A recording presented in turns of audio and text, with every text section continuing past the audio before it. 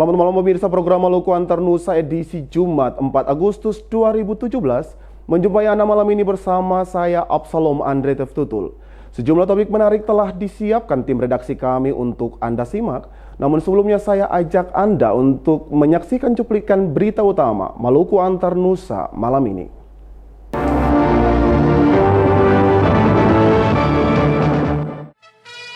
Said Assegaf menyatakan telah mendapatkan rekomendasi dari DPP Partai Golkar untuk maju pada Pilkada Maluku tahun 2018. 4 terdakwa kasus korupsi tunjangan perbatasan bagi anggota polisi minta keringanan kepada majelis hakim.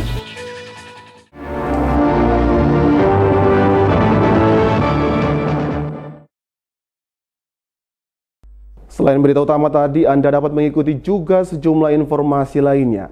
Kini kita ikuti berita selengkapnya.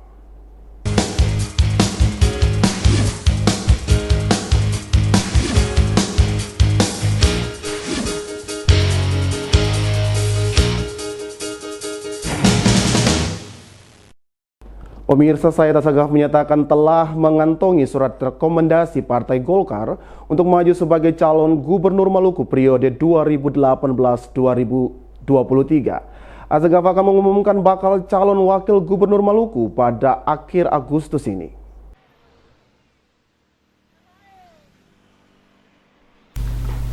Dewan Pimpinan Pusat Partai Golkar memberikan dukungan kepada Said Assegaf untuk maju sebagai calon gubernur Maluku pada pemilihan kepala daerah nanti. Said Assegaf sebagai Ketua DPD Partai Golkar Maluku menyatakan telah mengantongi fisik rekomendasi dari DPP. Rekomendasi diberikan kepadanya setelah pengurus DPP Partai Golkar melakukan rapat khusus membahas Pilkada Maluku 2018.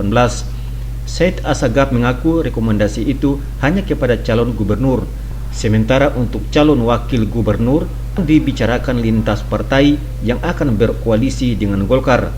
Ada 4 nama yang telah dikantongi Assegaf untuk mendampinginya.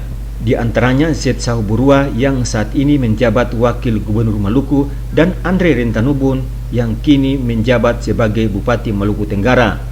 Secara tegas Said Assegaf menyatakan akan mengumumkan nama bakal calon wakil gubernur Maluku sebagai pasangannya pada akhir Agustus nanti. Rekomendasi sudah di saya. Kali kalau si Wali jangan percayalah. Partai apa yang menjadi target untuk direbut Pak? Partai Pak? Sudah ada di saya. Kemarin jam 11 saya sudah dapat.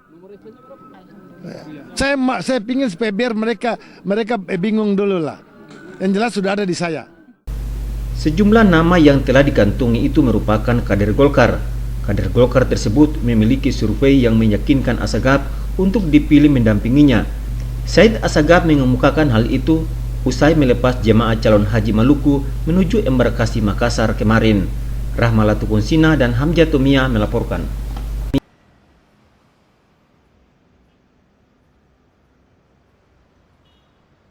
Pemirsa, 4 orang anggota Polres Maluku Tenggara Barat yang terlibat dalam kasus korupsi dana tunjangan perbatasan 700 juta rupiah meminta keringanan hukum kepada majelis hakim.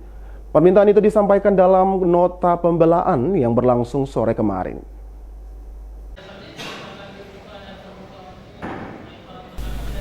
Pengadilan Tipikor Ambon kembali menyidangkan kasus korupsi tunjangan perbatasan bagi anggota Polri Polres Maluku Tenggara Barat dengan 4 orang terdakwa yang juga selaku anggota Polres MTB. Sidang kali ini dengan agenda pembelaan dari terdakwa.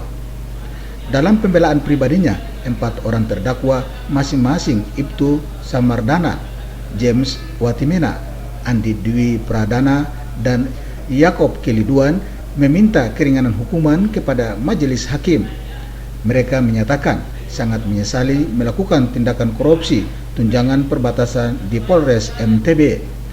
Mereka mengakui melakukan korupsi tanpa sepengetahuan dari Kapolres maupun Kapolda Maluku. Keempat terdakwa meminta majelis hakim dapat menjatuhkan hukuman seadil-adilnya dengan mempertimbangkan pembelaan yang diajukan di muka persidangan. Selain pembelaan pribadi dari terdakwa, penasihat hukum dari 4 orang terdakwa juga mengajukan pembelaan terhadap tuntutan jaksa penuntut umum. Dalam nota pembelaannya, kuasa hukum meminta keringanan hukuman karena mereka masih memiliki tanggung jawab keluarga. Apabila majelis hakim berpendapat lain, maka putusan yang dijatuhkan harus mengedepankan keadilan berdasarkan ketuhanan yang Maha Esa. Sebelumnya 4 orang terdakwa dituntut berbeda-beda. Terdakwa Iputut Semardana dituntut penjara 2 tahun 6 bulan, James Watimena 1 tahun 6 bulan, Andi Dwi Perdana 1 tahun 8 bulan, dan Yakob Keliduan 3 tahun penjara. Jaksa penuntut umum menyatakan 4 orang terdakwa tidak mendukung program pemberantasan tindak pidana korupsi. Sidang akan dilanjutkan 24 Agustus dengan agenda pembacaan putusan. Pani Letahid melaporkan.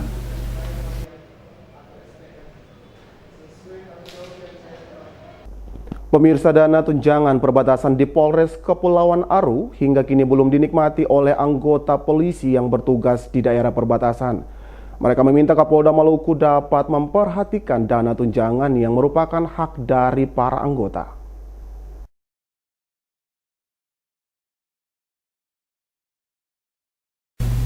Polsek Jerol yang berada di daerah perbatasan memiliki tugas pengamanan wilayah yang cukup berat. Tugas yang cukup berat mengamankan beranda depan NKRI ternyata mendapat perhatian serius dari pemerintah. Berdasarkan Undang-Undang Nomor 34 Tahun 2012, TNI dan Polri yang bertugas di daerah perbatasan mendapatkan tunjangan perbatasan. Sayangnya, sebagian di antara mereka belum mendapatkan hak-hak yang dijamin oleh undang-undang tersebut. Mary C. Tuameli, salah satu istri anggota polisi yang bertugas di Polsek Jerol, Aru Selatan, mengatakan sejak 5 tahun suaminya tidak pernah mendapatkan dana tunjangan perbatasan, walaupun mereka bertugas sangat berat. Tuameli meminta Kapolda Maluku dapat menjelaskan keberadaan dana tunjangan perbatasan sehingga tidak disalahgunakan seperti halnya 4 orang terdakwa anggota polisi yang bertugas di Polres Maluku Tenggara Barat. Mereka menyalahgunakan dana tunjangan perbatasan rekannya senilai 700 juta rupiah. Kita mau bertanyakan, kenapa pemerintah sudah memberikan kesempatan untuk tunjangan itu diberikan, tetapi sampai saat ini tunjangan daerah terpencil untuk Kapolsek Jerol itu belum didapatkan. Nah, jika hal ini memang betul-betul belum terrealisasi, beta juga minta agar pihak-pihak terkait itu bisa memperjuangkannya. Jangan hanya kita sebagai pimpinan, kita hanya duduk enak-enak selagi kita punya anak buah yang menjelajahi lautan dengan gelombang dan arus yang keras untuk menjalankan tugas dan tanggung jawab sebagai abdi negara, tidak diperhatikan oleh atasan. Jangan hanya berpikir yang penting bapak senang. Kalau kita menginginkan kepolisian ini mau maju, kita juga harus memperhatikan kesejahteraan anggota. Kasus penipuan dan pemerasan dan tunjangan daerah perbatasan telah dilaporkan ke Ombudsman Perwakilan Maluku. Ketua Ombudsman Perwakilan Maluku, Hasan Selamat, menyatakan pihaknya telah melayangkan surat klarifikasi kepada Polda Maluku. Mereka meminta penjelasan tentang pelaporan dari Mary C. Tuameli selaku istri anggota polisi yang bertugas di daerah perbatasan. Pani Letahid melaporkan.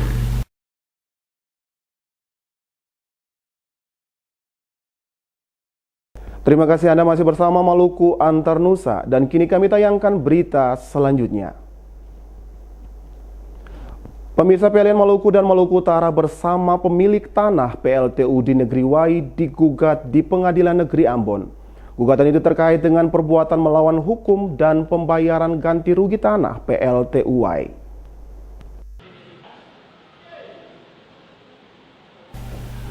Gugatan perbuatan melawan hukum berupa ganti rugi pembayaran tanah di PLTU Wai masuk Pengadilan Negeri Ambon. Gugatan itu dilayangkan oleh Matius Patirehu. Sidang yang dipimpin oleh Ketua Majelis Hakim Heri Setiabudi dengan agenda mendengarkan keterangan sejumlah saksi, yakni Yohanes Lumasina selaku warga Wai. Lumasina dalam kesaksian menyatakan penggugat Matius Patirehu memiliki 15 tanah dati dan 1 dati pusaka. Satu di antaranya dati Wainusanaka berada di areal pembangunan PLTU Wai.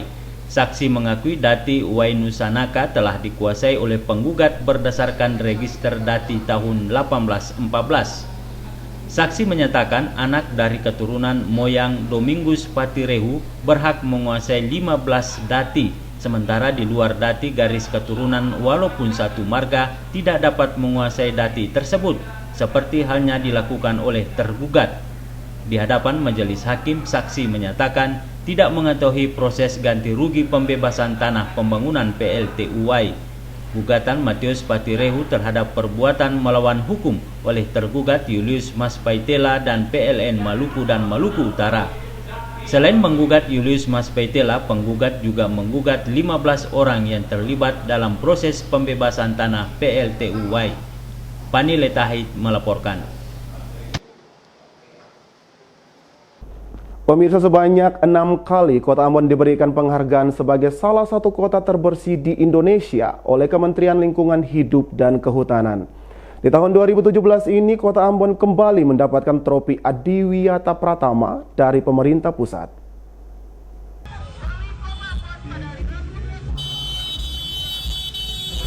Tiba di Bandara Internasional Patimura Ambon Kamis sore, trofi Adipura disambut sukacita warga Kota Ambon.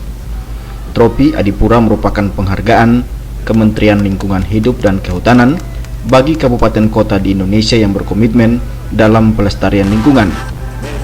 Kota Ambon sebagai salah satu kota yang terpilih untuk ke-6 kalinya menerima penghargaan trofi Adipura.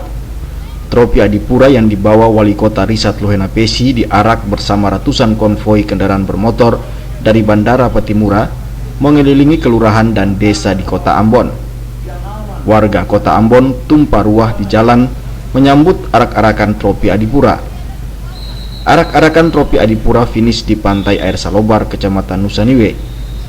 Pantai Air Salobar oleh pemerintah Kota Ambon dijadikan sebagai lokasi pelaksanaan peringatan Hari Lingkungan Hidup.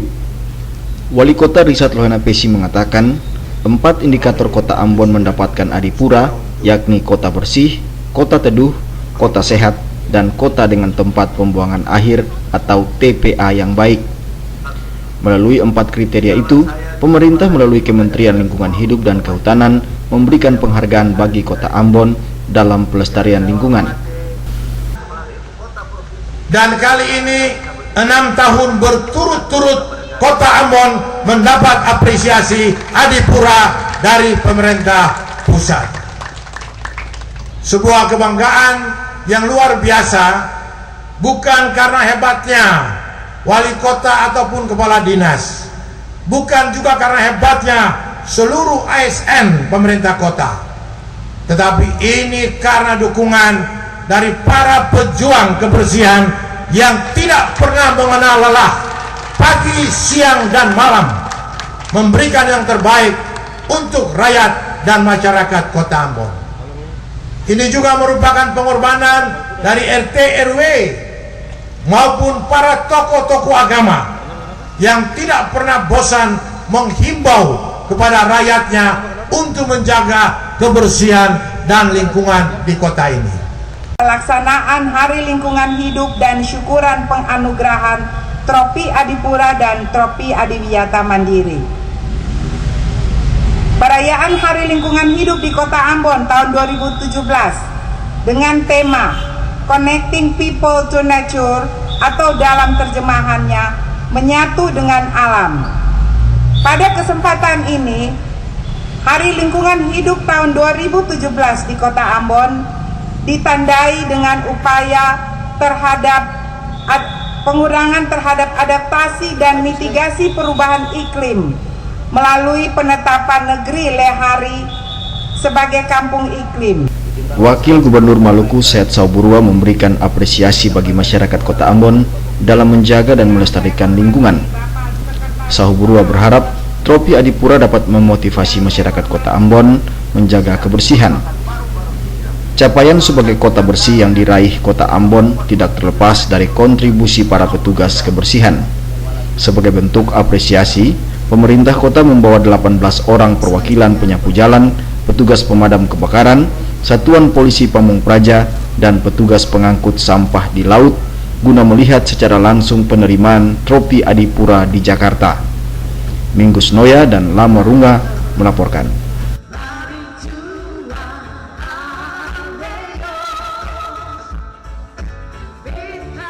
Pemirsa, tanggal 7 September mendatang, Kota Ambon akan berusia 442. Di usia yang ke-442, Kota Ambon kembali mendapat penghargaan Tropi Adipura dari pemerintah pusat. Tropi Adipura bagi pemerintah dan masyarakat Kota Ambon sebagai bentuk kerja keras dalam menjaga lingkungan yang bersih dan asri. Menyambut hari ulang tahun yang ke-442, pemerintah melakukan pencanangan hari ulang tahun yang dilaksanakan di bantaran 5 kali yang berada di pusat Kota Ambon.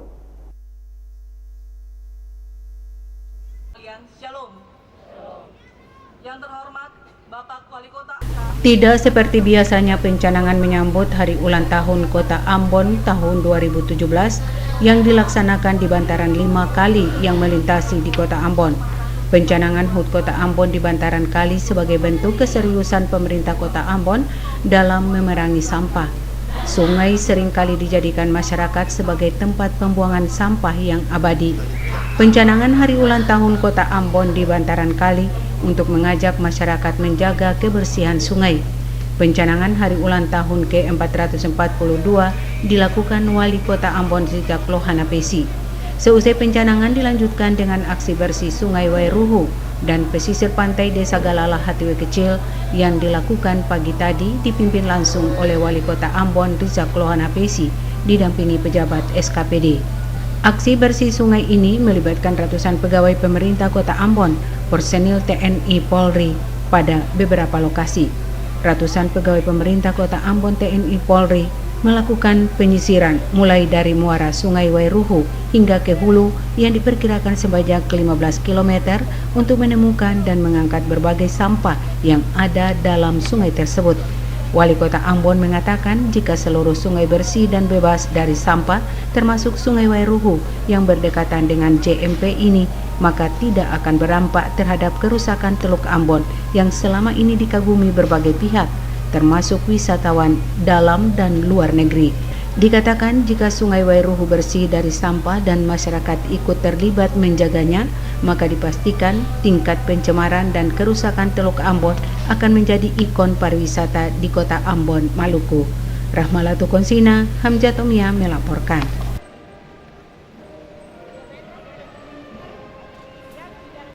Pemirsa, pencanangan HUT Kota Ambon ke-442 hari ini ditandai dengan kegiatan bersih 5 sungai besar di Kota Ambon. Bersih sungai ini melibatkan unsur ASN, TNI Polri, Tagana, LSM, dan masyarakat Kota Ambon. Seluruh elemen masyarakat yang terdiri dari aparat sipil negara, TNI Polri, Tagana, LSM, masyarakat, dan murid sekolah hari ini turun membersihkan sungai dan daerah bantaran sungai dari sampah. Pembersihan sungai dipusatkan pada 5 sungai besar di Kota Ambon seperti Sungai Wairuhu, Batu Merah, Waitomu, Batu Gajah, dan Batu Gantung.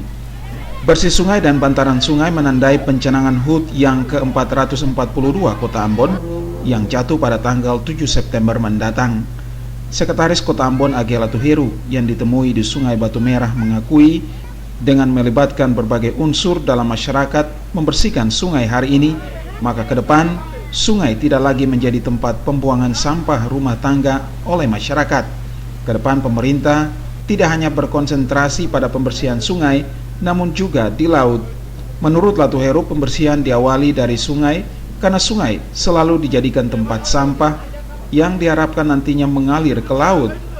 Sampah yang berada di laut adalah sampah rumah tangga.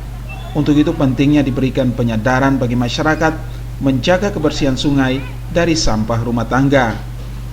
Jika sungai ini bersih dari sampah, maka dapat dijadikan sebagai sarana rekreasi anak maupun tempat mandi dan cuci yang nyaman bagi masyarakat.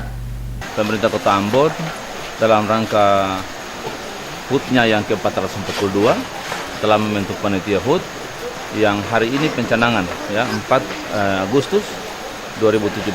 Pencanangan ini di kurang lebih di 5 titik di sungai.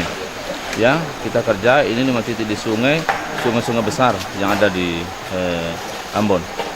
Jadi harapan kita ini sebetulnya bahwa setelah ASN ya kemudian TNI Polri dan seluruh masyarakat turun membersihkan sungai, harapan kita kemudian orang tidak lagi menjadikan sungai itu sebagai tempat sampah. Itu sebenarnya intinya ya. Nah, sekaligus kita berharap sudah ini seperti kemarin waktu penerimaan tropi Adipura itu Pak Wali lakukan di tepi pantai Air Selobar. Nah, sesudah ini konsentrasi kita bukan lagi membersihkan darat, tapi konsentrasi kita sampai dengan tahun depan itu membersihkan sungai dan laut. Kegiatan bersih sungai dalam rangka pencanangan HUT Kota Ambon hari ini dilakukan secara serentak pada 5 sungai besar. Pencanangan di titik Sungai Waruhu, Galala dilakukan langsung oleh Wali Kota Ambon, Richard Wana PSI. Melki Latusawa oleh Charles Bulaman melaporkan.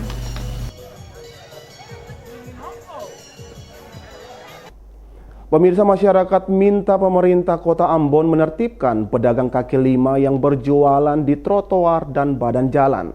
Masyarakat menilai para PKL telah merampas hak pejalan kaki karena menggelar dagangan di trotoar.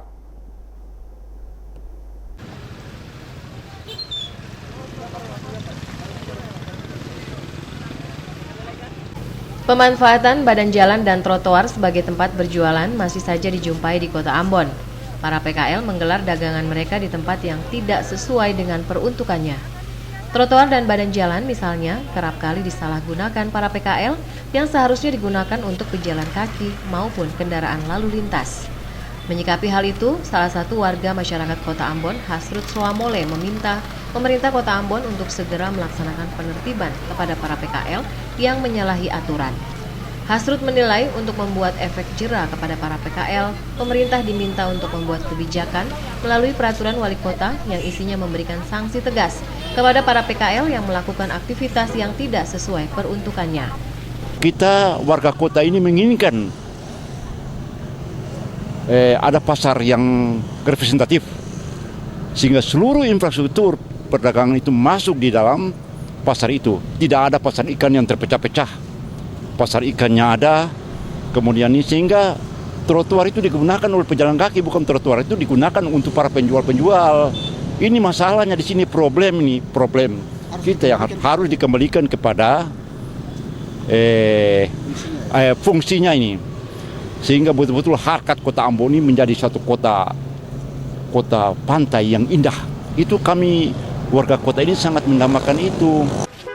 Soamole menyebutkan pemberian Adipura kepada Kota Ambon hendaknya dimaknai sebagai salah satu kesuksesan dan entry point dalam mendorong kemajuan kota ini sebagai salah satu kota yang memiliki jati diri, utamanya dalam mewujudkan sejumlah cita-cita yang sementara digagas pemerintah kota, yakni menjadikan Kota Ambon sebagai kota musik dunia, kota smart city, dan sejumlah program besar lainnya yang menjadi harapan masyarakat di kota ini.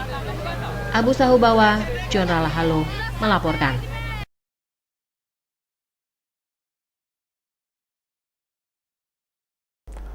Pemirsa, Charles Liti, seorang tahanan kasus cabul kabur dari rumah tahanan negara Namlea awal Juli lalu. Petugas rumah tahanan Namlea saat ini sedang mengejar Charles Liti, tahanan kasus cabul yang kabur awal Juli lalu. Liti berhasil kabur setelah merusak jeruji besi jendela rumah tahanan negara Namlea.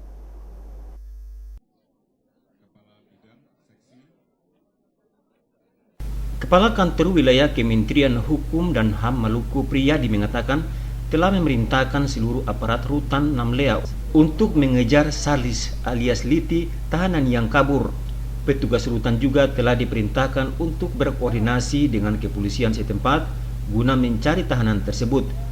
Sebelumnya, berbagai upaya telah dilakukan petugas rutan Namlea dengan cara menyebarkan foto Liti tahanan yang kabur di sejumlah tempat umum seperti terminal dan pelabuhan.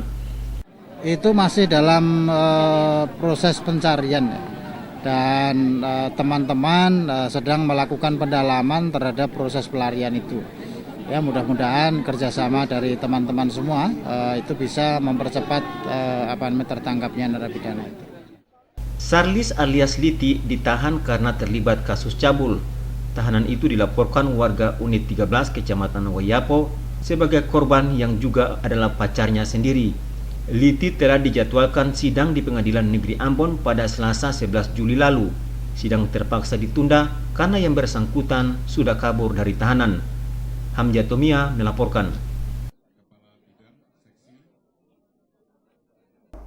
Pemirsa, repo saham di Ban Maluku kembali mencuat dalam rapat kerja antara pemerintah, khususnya Ban Maluku dengan tim anggaran DPRD Maluku. Rapat membahas kontribusi badan usaha milik daerah terhadap pendapatan asli daerah Maluku pada tahun 2016.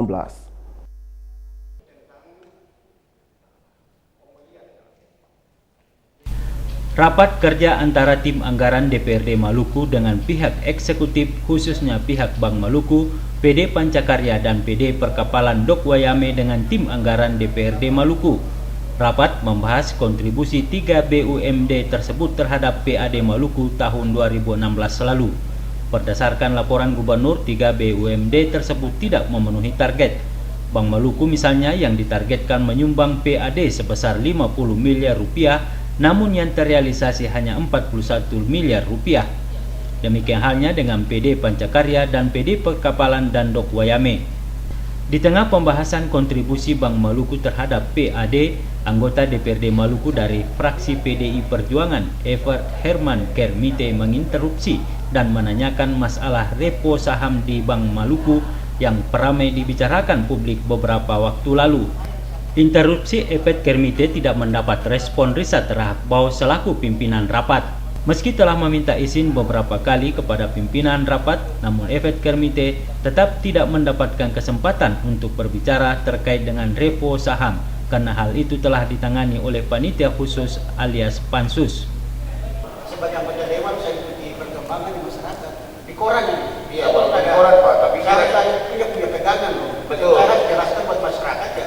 Betul Pak, tapi menyangkut masalah repo dan Bank Maluku ini saya tegaskan untuk Bapak bahwa itu sudah diterima Pansus. Kita kemarin mau pasnya udah jalan dan seluruh prosesnya kita sudah selesai dan rekomendasi sudah selesai kepada kejaksaan Pak. Sehingga saya kira ini tidak perlu kita jelaskan lagi kepada pertanyaan kepada Bank Maluku. Ya, fraksi PD Perjuangan punya sikap begitu sih. Ya saya pun kemenangan Pak sebagai pimpinan. Ya, di koran kan dulu sih. Walaupun di koran tulis Pak, tapi prosesnya kejaksaan kita nggak bisa lagi Pak. Karena ini nanti Pak Tom bisa memulai interpretasi Pak.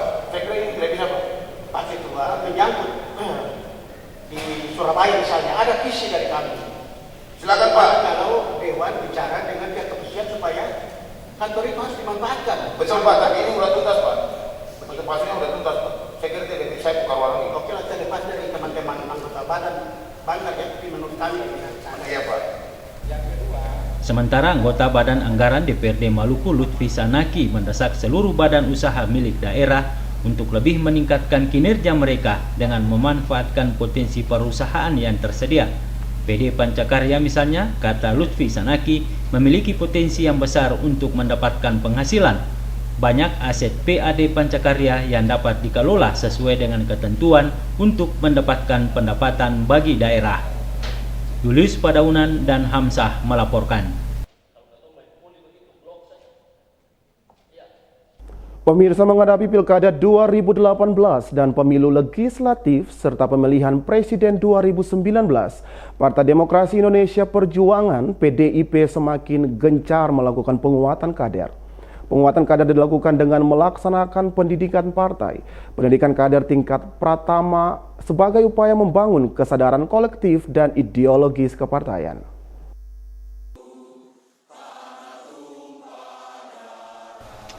PDI Perjuangan Maluku tahun ini menggelar sejumlah pendidikan kader pratama sebagai upaya membangun kesadaran kolektif ideologis. Salah satunya dilaksanakan di klaster 1 yang meliputi 3 DPC, yakni Maluku Tengah, Seram bagian Timur, dan Seram bagian Barat yang dipusatkan di Negeri Kamal Waisarisa.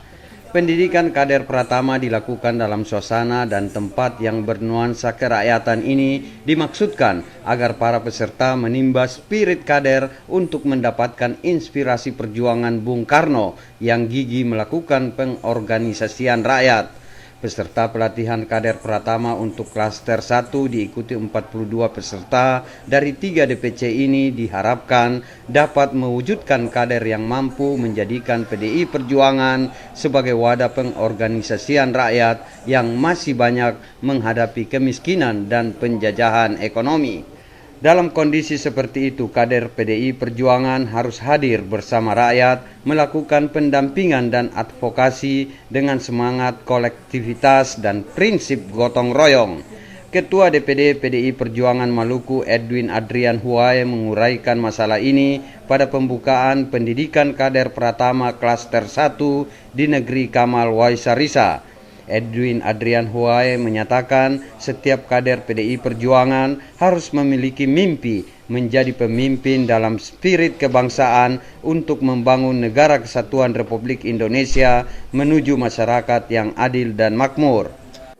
Apa yang diharapkan dari kegiatan itu? Yang diharapkan adalah mimpi. Kita tidak akan pernah maju lagi kalau kita sudah kehilangan mimpi dalam hidup. Tapi pada saat kita masih memimpikan masa depan, memimpikan bagaimana kita bisa bersama-sama dengan rakyat, maka spirit, semangat untuk terus hidup itu akan selalu menggelora dalam jiwa perjuangan kader-kader PDI Perjuangan. Wakil Ketua DPD PDI Perjuangan Maluku bidang kaderisasi dan ideologi, Semol Resmol menyatakan pendidikan kader Pratama yang dilaksanakan di Negeri Kamal Waisarisa merupakan awal dari sejumlah kegiatan yang akan digelar pihaknya di 11 kabupaten kota di daerah ini. Kader memiliki kematangan berideologi, kepekaan terhadap persoalan-persoalan masyarakat yang dihadapi, sehingga ke depan partai memiliki sumber daya kader yang memadai, yang mampu menyerap semua persoalan-persoalan yang dihadapi serta mampu memecahkannya di masing-masing level. Samuel Resmol menjelaskan untuk menggenjot kaderisasi, pihaknya akan terus melakukan pembekalan melalui berbagai pendidikan dan pelatihan seperti pendidikan kader Pratama. Boy Nahrum Edmond Tupan melaporkan. Pemirsa, partisipasi pembangunan Gereja Protestan Maluku GPM akan kembangkan usaha produktif di sektor pertanian dan peternakan. Untuk mewujudkan hal tersebut, pengurus partisipasi pembangunan GPM kini menata kembali pusat pendidikan dan latihan kader tani yang ada di Negeri Araur, Kecamatan Kairatu, Kabupaten Seram bagian Barat.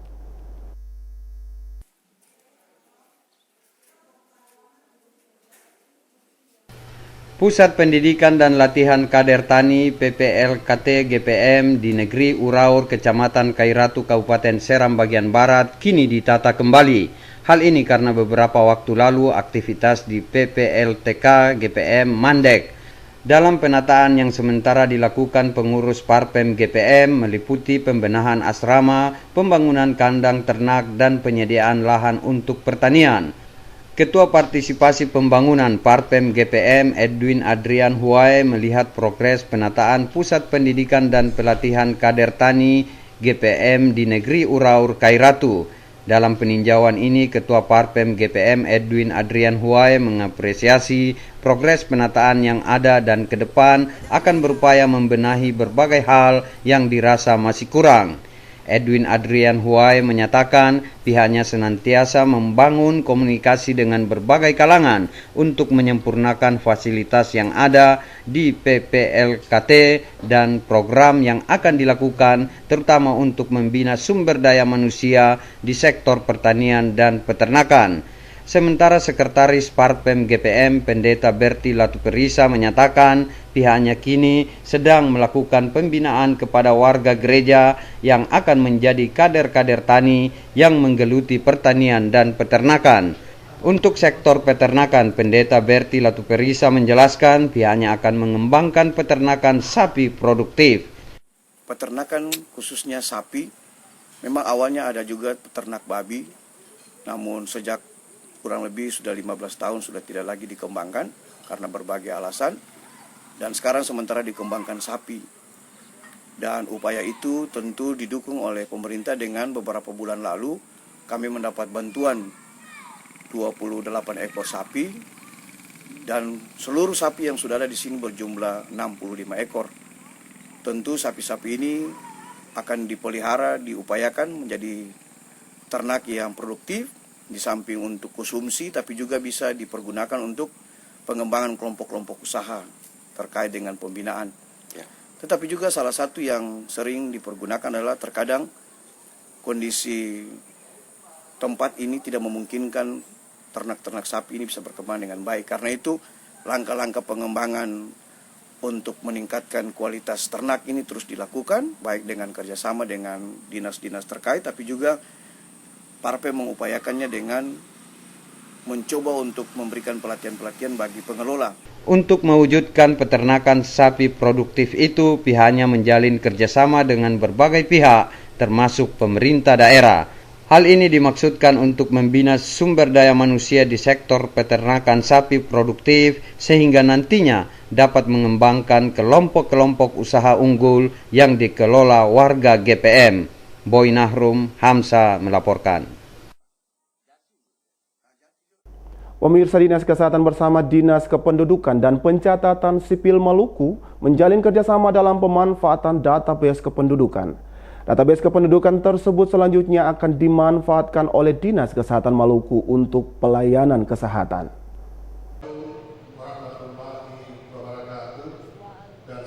Data kependudukan Provinsi Maluku yang dimiliki Dinas Kependudukan dan Pencatatan Sipil Maluku saat ini telah terintegrasi dalam Sistem Informasi Administrasi Kependudukan Maluku. Data tersebut memuat karakteristik dan berbagai elemen data masyarakat berdasarkan by name, by address. Hal itu disampaikan Kepala Dinas Kependudukan dan Pencatatan Sipil Maluku Jeremias Weubun pada launching pemanfaatan database kependudukan untuk pelayanan kesehatan kemarin di Ambon. Melalui launching ini, Weubun berharap menjadi entry point bagi satuan kerja perangkat daerah lainnya untuk memanfaatkan database tersebut bagi kepentingan program di masing-masing SKPD. Sementara itu, Kepala Dinas Kesehatan Maluku Ike Ponto mengatakan kerjasama yang dilakukan ini merupakan bagian dari upaya meningkatkan pelayanan kepada masyarakat, khususnya di bidang kesehatan. Diakui Ponto, selama ini data kependudukan yang dipakai untuk pelayanan kesehatan bagi masyarakat di Maluku kurang valid. Dengan kerjasama ini, Ponto berharap masyarakat penerima bantuan kesehatan di Maluku akan tepat sasaran. Saat meluncing pemanfaatan database kependudukan untuk pelayanan kesehatan ini, Gubernur Said Assegaf mengatakan pemanfaatan database kependudukan ini perlu diikuti oleh SKPD lainnya di Maluku. Hal itu penting karena database kependudukan yang dimiliki Dinas Kependudukan dan Pencatatan Sipil Maluku lengkap dan terintegrasi serta akurat. Dengan begitu, pelayanan publik yang diberikan kepada masyarakat tepat sasaran dan tidak bertele-tele. Frida Raiman, Cakta Maela melaporkan.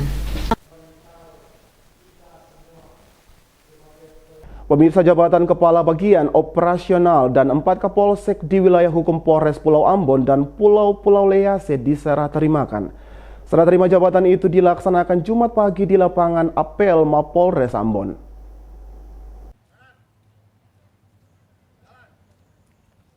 Kepala Bagian Operasional Polres Pulau Ambon dan Pulau-Pulau Lease dari Komisaris Polisi Bakri Hehanusa kini dijabat Komisaris Polisi Aristiku, mantan Kabak Sumda Polres Maluku Tengah.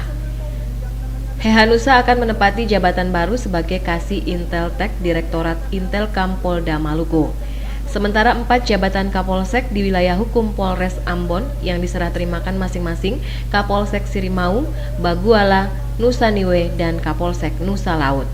Kapolsek Nusa Niue yang sebelumnya dijabat AKP Vitalis Goleng digantikan Ibtu Sali Lewerisa, mantan Kapolsek Pulau Haruku. AKP Goleng kini menjabat sebagai Kapolsek Baguala menggantikan AKP Welhemus Minan Larat. Sedangkan AKP Emus Minan Larat kini menjabat sebagai Kapolsek Sirimau menggantikan AKP Meiti Yakobus. AKP Meiti Yakobus akan menduduki jabatan baru sebagai Paur pada Subak Dalgar Biro Perencanaan Polda Maluku. Sedangkan Kapolsek Nusa Laut yang sebelumnya dijabat Ibtu Ishak Salamor kini digantikan Ibda Peter Pakel, mantan Kanit Dikyasa Satlantas Polres Ambon. AKP Ishak Salamor akan menduduki jabatan baru sebagai Kasat Reskrim Polres Maluku Barat Daya. Serah terima jabatan Kabak Ops dan 4 Kapolsek di wilayah hukum Polres Ambon itu dipimpin langsung Kapolres Pulau Ambon dan Pulau-Pulau Lease AKBP Sucahyo Hadi. Selain kelima pejabat di Polres Ambon itu, akan ada beberapa pejabat lainnya yang juga diserah terimakan namun dalam waktu yang berbeda. Karena yang dari penggantinya belum ada. Oh, dari minggu depan masuk Kasat Humas, kan ada Kasat Humas. Sebetulnya tidak ada yang barang baru, barang lama semua. Hanya mungkin dari Polda itu yang meroleh. Dalam arahan singkatnya, Kapolres Ambon AKBP Sucahyo Hadi mengatakan, mutasi jabatan dalam sebuah instansi merupakan hal yang biasa dan wajar sebagai bentuk penyegaran dan juga penghargaan bagi kinerja mereka selama bertugas. Diharapkan para pejabat di jajaran Polres Ambon yang akan mengemban tugas baru dapat melaksanakan tugas dan tanggung jawab mereka sesuai dengan tupoksi masing-masing.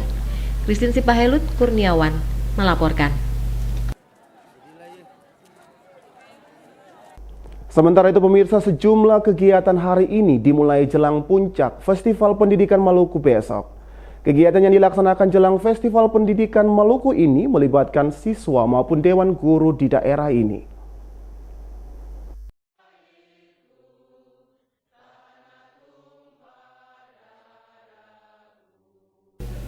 Dinas Pendidikan dan Kebudayaan Maluku mulai hari ini melaksanakan sejumlah rangkaian kegiatan jelang Festival Pendidikan Maluku besok.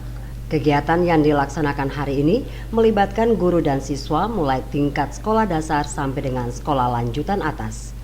Kegiatan pun dilaksanakan pada sejumlah lokasi sekolah di Kota Ambon. Kepala Dinas Pendidikan dan Kebudayaan Maluku Muhammad Saletio ketika membuka kegiatan hari ini yang dipusatkan di kantor Dinas Pendidikan dan Kebudayaan Maluku mengatakan tagline pada Festival Pendidikan Maluku tahun ini yaitu Kalau Bukan Beta dan Ale Sapalai. Tagline ini memiliki makna mendalam baik pemerhati pendidikan maupun dinas terkait lainnya untuk memajukan dunia pendidikan di daerah ini.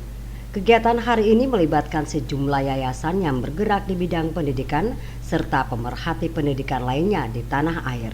Muhammad Saletio mengatakan, demi mensukseskan seluruh kegiatan yang dilaksanakan hari ini, panitia pelaksana Festival Pendidikan Maluku memanfaatkan sejumlah ruang kelas pada sejumlah sekolah di Kota Ambon.